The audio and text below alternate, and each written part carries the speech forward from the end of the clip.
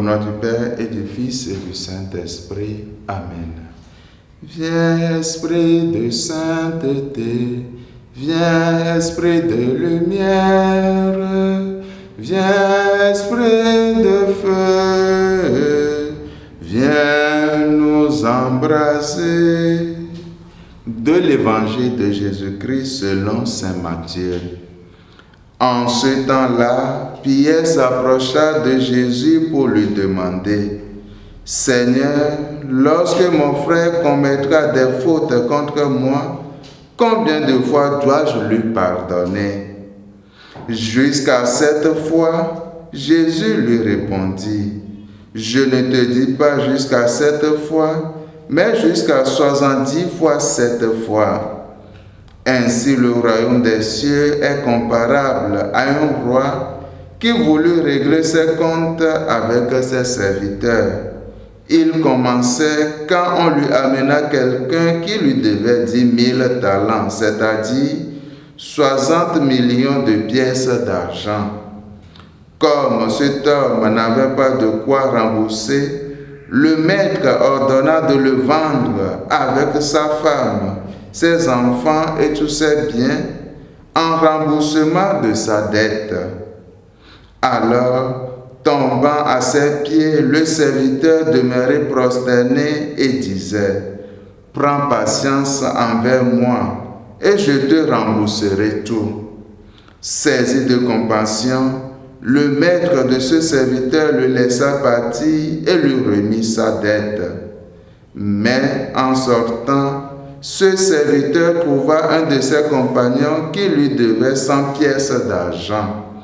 Il se jeta sur lui pour l'étrangler en disant: Rembourse ta dette. Alors, tombant à ses pieds, son compagnon le suppliait: Prends patience envers moi et je te rembourserai. Mais l'autre refusa et le fit jeter en prison jusqu'à ce qu'il ait remboursé ce qu'il devait. Ses compagnons, voyant cela, furent profondément attristés et allèrent raconter à leur maître tout ce qui s'était passé. Alors celui-ci le fit appeler et lui dit: Serviteur mauvais, je t'avais remis toute cette dette parce que tu m'avais supplié. Ne devais-tu pas, à ton tour, avoir pitié de ton compagnon comme moi-même j'avais eu pitié de toi? Dans sa colère, son maître le livra au bourreau jusqu'à ce qu'il eût remboursé tout ce qu'il devait. C'est ainsi que mon Père du ciel vous traitera si chacun de vous ne pardonne pas à son frère du fond du cœur. Acclamons la parole de Dieu.